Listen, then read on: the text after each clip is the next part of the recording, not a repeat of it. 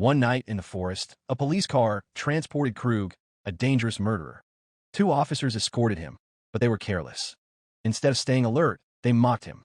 When the car stopped at a railway crossing, Krug pretended he needed the toilet. At that moment, his girlfriend Sadie and his brother Frank crashed their car into the patrol vehicle. The officers were injured and unable to fight back. Krug killed them, and the three fugitives fled into the night. They disappeared into the darkness, heading toward the last house on the left. The story then shifts to Mari, a high school student and swimmer.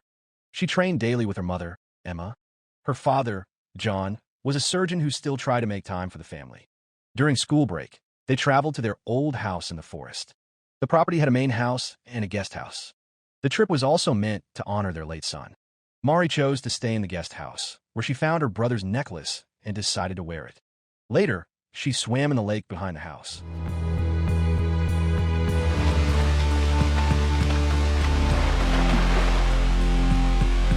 After finishing, she asked to visit her friend Paige. John gave her the car keys, and Emma reminded her to stay safe and call every hour.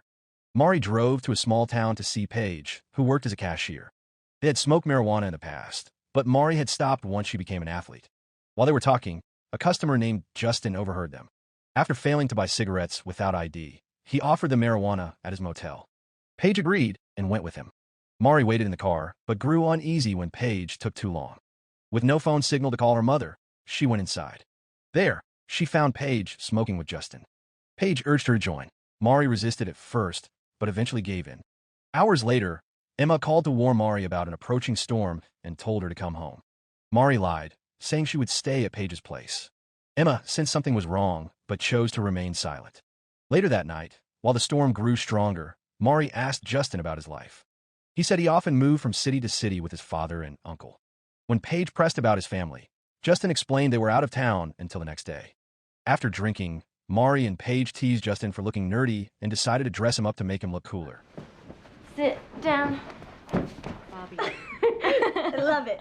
Put it up. Collar up. No collar up. The mood shifted when the door suddenly opened.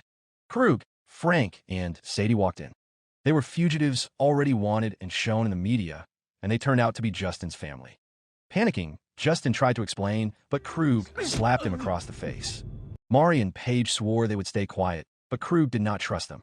Frank pulled a knife and threatened them. Paige ran into the bathroom and spotted a patrol car outside the window, but her screams went unheard. The door was forced open, and her head was slammed against the wall until she lost consciousness. Krug's group smashed Mari's phone and forced everyone outside.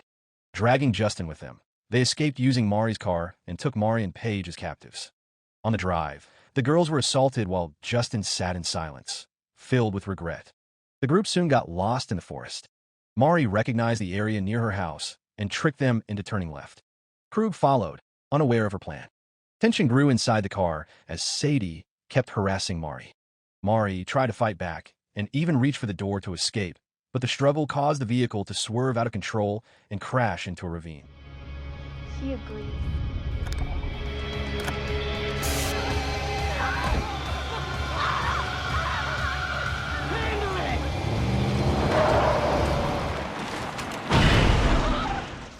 Frank broke his nose in the accident, and the situation grew worse. Paige tried to escape toward a lumber mill for help, but Frank and Sadie caught her and dragged her back to Krug. Once they regrouped in the forest, Krug revealed his cruelty. He ordered Justin to prove himself by assaulting one of the girls. When Justin refused, Krug turned on Mari and humiliated her in front of everyone. Paige shouted insults at him, and Krug killed her instantly. Mari could only watch her friend die.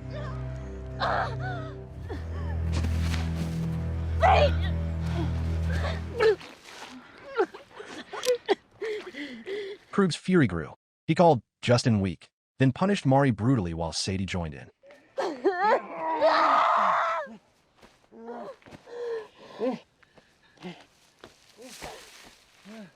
When it was over, Krug ripped off Mari's necklace and threw it away.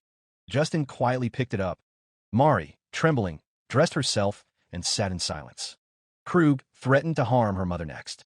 Summoning her courage, Mari grabbed a rock and struck him on the head. She ran as fast as she could and dove into the lake.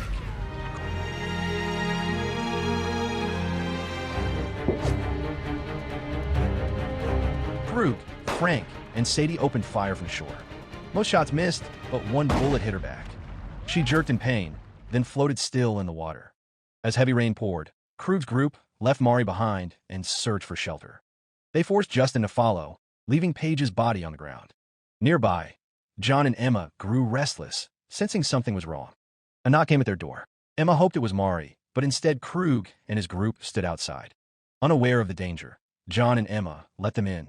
They offered towels and drinks, and John even helped set Frank's broken nose. Moments later, the power went out, and John stepped outside to start the generator. Krug whispered his plan to kill John and Emma once Frank was treated. Frank, still in pain, urged him to wait until his nose healed and the storm weakened. Trying to keep calm, Emma asked the guests who they were and why they had come. Krug lied, claiming they were on vacation and their car had overturned near the house. To ease the tension, everyone sat in the living room and tried to talk. The casual conversation made things seem normal, yet Emma kept trying to call Mari. With no signal, her worry only grew. Justin grew restless. He carried his glass to the kitchen, and Emma followed. On the fridge, he noticed a photo of Mari smiling with her parents. His body froze, and his face turned pale. Emma panicked when Justin vomited and asked what was wrong. He said nothing, locked himself in the bathroom, and tried to compose himself. Krug warned him to stay quiet, not realizing what Justin had seen. When Justin came out, guilt weighed on him. He knew who the family was, but he said nothing. Quietly, he placed Mari's necklace inside the glass he had used, hoping her parents would notice. The storm outside grew stronger as the night dragged on. Krug politely asked John and Emma to take them to a motel. John explained that their car was with his daughter, who had not yet returned. Out of courtesy, he offered the guest house while he and Emma stayed in the main house. At one point, Krug, Frank, and Sadie considered killing Emma.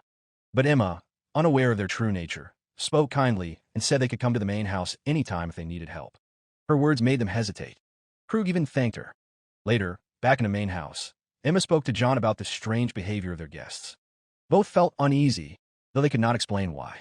Not long after, a faint knock sounded at the door. Where is it coming from? Sounds like it's coming from the porch. When they opened it, they found Mari, weak and wounded, collapsed outside. Her body was soaked and covered in injuries, but she was still alive. John and Emma rushed her inside. As John tried to treat her gunshot wound with shaking hands, Emma went to the kitchen to get alcohol. While John kept Mari awake, he realized she had not only been beaten but also assaulted. His head dropped in anger and grief. In the kitchen, Emma noticed Mari's necklace inside Justin's glass. She returned with the alcohol and showed it to John. He told her Mari's pain was deeper than physical violence. Emma was crushed.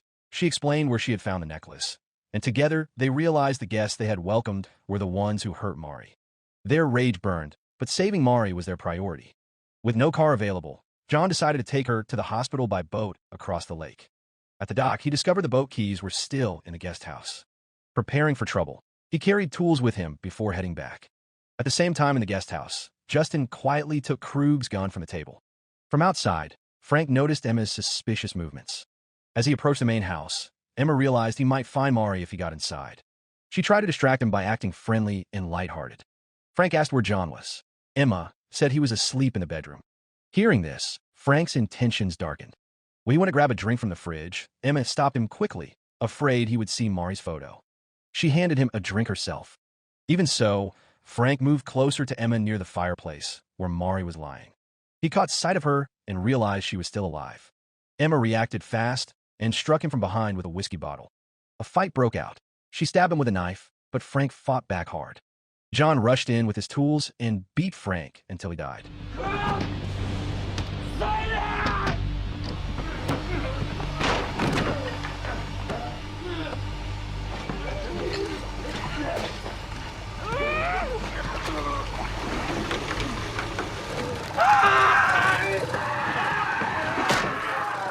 For the first time, John and Emma had fought back, killing one of the people who tortured their daughter.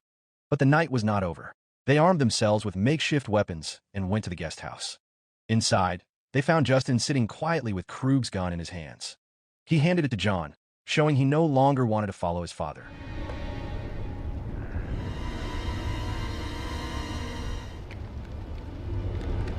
John cocked the gun, and the sound woke Krug and Sadie. Krug rushed toward the main house, while Sadie hid in the bathroom.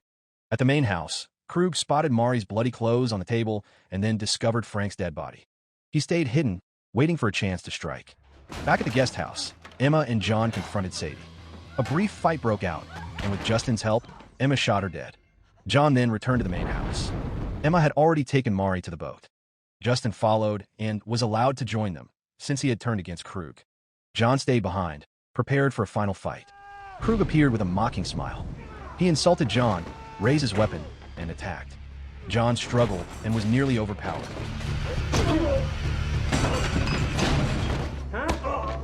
You want to hear what I did to Mary? From behind, Justin aimed the gun at his father. Krug smirked, convinced Justin would not pull the trigger. Justin fired, but the gun was empty. Just don't do anything stupid.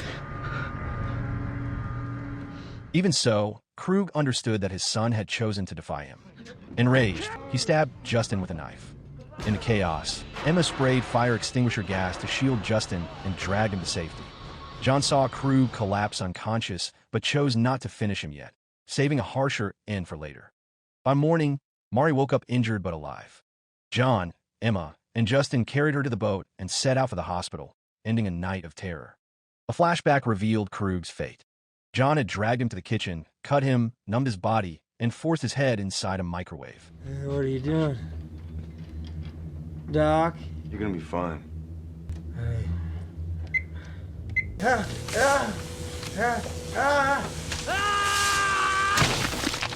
So the moral of the story is, if a creepy stranger offers you weed at a sketchy motel, just go home and watch Netflix instead, because trust me, it will save you from murderers, broken noses, and microwaves.